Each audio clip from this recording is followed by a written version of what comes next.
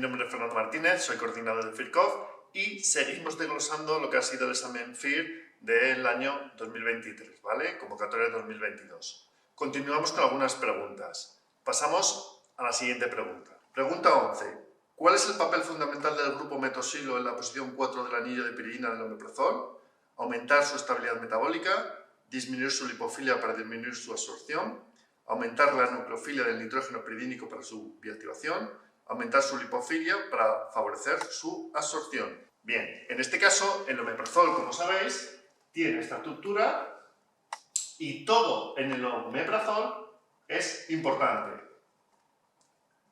Muy importante. Es como el animal que todos conocemos y que se aprovecha todo. Bien, pues en el caso, estructuralmente, del omeprazol, como digo, todo es importante. El benzimidazol, el grupo sulfóxido, la grupopiridina y grupos donadores, como nos están preguntando en este caso el grupo metosilo en 4 del anillo de piridina. ¿Qué función juega este grupo metosilo en la piridina? Pues lo que juega es que es un grupo donador y lo que va a hacer es aumentar la nucleofilia. Acordaros que el proceso del omeprazol se reactiva, se da con cápsulas gastroresistentes, absorción gastrointestinal y una vez que se ha absorbido y ha pasado por todo el organismo, vuelve a las células parietales y ahí se bioactiva por un proceso que comienza con una protonación en medio ácido del benzimidazol y luego una ciclación con el nitrógeno de forma nucleofílica. Por lo tanto, el metosilo lo que aumenta es la nucleofilia del nitrógeno y la respuesta correcta es la respuesta número 3. ¿De acuerdo? Este proceso de ataque nucleofílico se conoce con el nombre de transposición, un ataque nucleofílico con un anillo aromático con un grupo sulfóxido o sulfuro, con un azufre, se conoce como transposición de Smyth.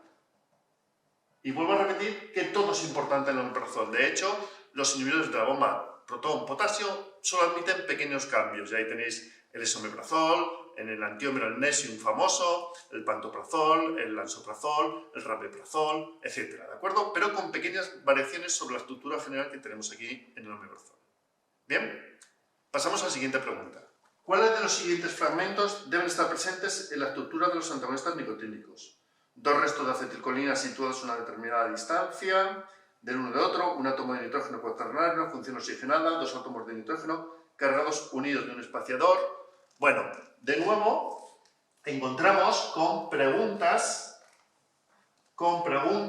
muy típicas de otra que me la ha saltado, que es el famoso tracurio, que es la degradación de Hoffman, que ya conocéis.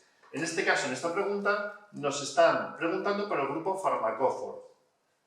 Bien, os pinto un poco la estructura del atracurio para contestar a las dos preguntas. Si os acordáis, pues bueno, tiene por aquí un bencilo, un metosilo, otro metosilo, un metosilo, otro metosilo. Y la parte importante. ¿Cuál es la parte importante? Bien, la parte importante es que estos fármacos nicotínicos tienen que tener dos amonios a una distancia adecuada. Ya pueden ser bloqueantes del receptor nicotínico a nivel de ganglio o a nivel de placa neuromuscular. Cuidado, la respuesta no es del todo correcta, pero bueno, se sobreentiende, porque nos habla de que la estructura tiene que tener dos amonios. Como sabéis, en los antagonistas nicotínicos no tenemos por qué tener los dos amonios. Sí que tenemos que tener nitrógenos que sean básicos y que a pHs fisiológicos, a pHs que se encuentren con el receptor, estén protonados. Es decir, tienen que estar protonados si es una amina, por ejemplo, terciaria, pasar a cuaternaria o realmente tener esos amonios, ¿de acuerdo? Pues os digo que la respuesta, bueno, es esa, la van a dar por válida, está perfecta, se podría buscar tres pies al gato, como se suele decir, pero en principio es correcta, ¿de acuerdo? Amonio. Y aquí de nuevo, pues como por ejemplo el atracurio, la famosa eliminación de Hoffman, que es una degradación fármaco blando que no necesita enzimas, un mecanismo hidrolítico, espontáneo, en medio básico. Bien. Pasamos a la siguiente pregunta. Las oripabinas son análogos rígidos de la morfina. Se obtienen a partir del alcaloide de tebaína, aprovechando la presencia en su estructura de un sistema de dos dobles enlaces conjugados, por medio de la siguiente reacción. Ciclo de adición 4+2, expansión del anillo, ciclo de adición 3+2, contracción del anillo. De nuevo encontramos preguntas, este año han quedado muchas en el FIR, en donde dos respuestas, ¿vale?, son contrarias o son parecidas y diferentes. Si os hubierais dado cuenta o si os hubierais dado cuenta de eso, podríais haber acertado muchas preguntas de este año del FIR, ¿de acuerdo? Bien, ¿Qué es lo que tenemos aquí? Tenemos un compuesto que es la tebaína. Es un alcaloide del papaver somnífero natural, de donde sacamos, por ejemplo, la morfina. Pero, os lo pinto por aquí, la tebaína no se utiliza en terapéutica, es muy tóxica. La tebaína, de hecho, la pinto por aquí, bueno, aquí la tenéis. La tebaína habla de estos dos dobles enlaces conjugados. La tebaína se puede a veces analizar en drogas de abuso. ¿Por qué? Bueno, pues porque si damos positivo en un ensayo, en un enzimunoensayo, por ejemplo, inicial de un análisis de drogas de abuso y dan positivo por opiáceos, encontraremos que podrían ser fármacos pues, como morfina, codeína, heroína, buprenorfina, etc. Bien, en este caso, cuando se va a hacer un análisis confirmatorio, pues, por ejemplo, en el Instituto de Toxicología, NIALITOS-DEF, a nivel militar, etc., un confirmatorio por HPLC gases o HPLC masas, gases masas o en tándem masas-masas, tendremos el pico, exactamente el pico de la molécula que ha dado positivo.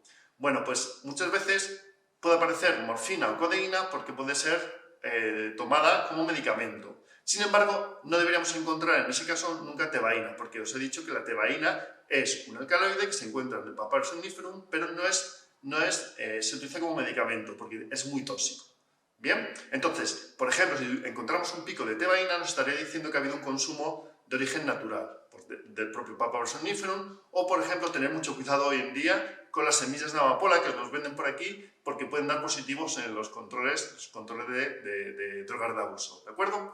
Bien, pero la tebaína sí se utiliza en semisíntesis para obtener otros opiáceos. En este caso, los dobles enlaces permiten hacer una reacción famosa, que es una relación de cicloadición 4+2. 4 porque es 4 electrones pi más 2, el dieno y el dienófilo, 4 carbonos 2, como lo explico yo en teoría, en orgánica, 4+2, que es una reacción de tipo Diels-Sander.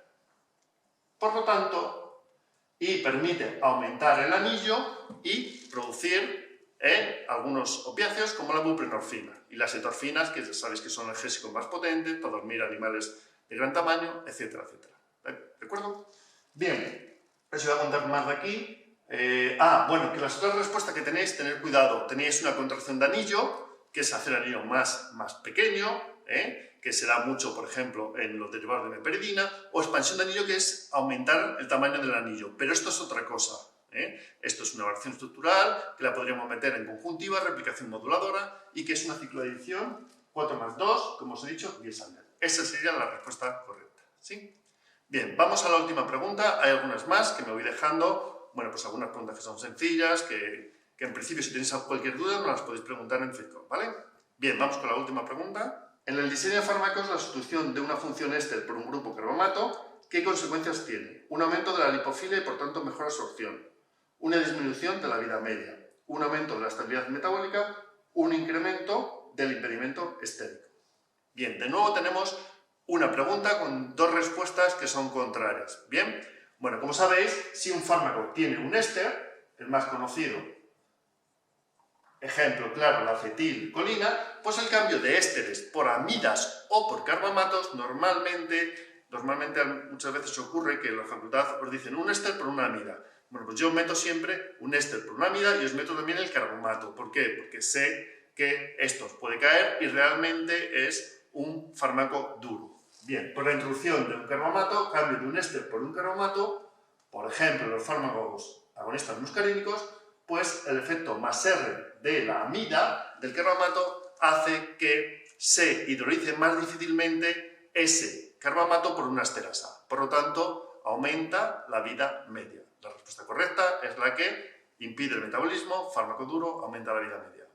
Y hasta aquí este vídeo. Sabéis que podéis contar con nosotros, FitCov.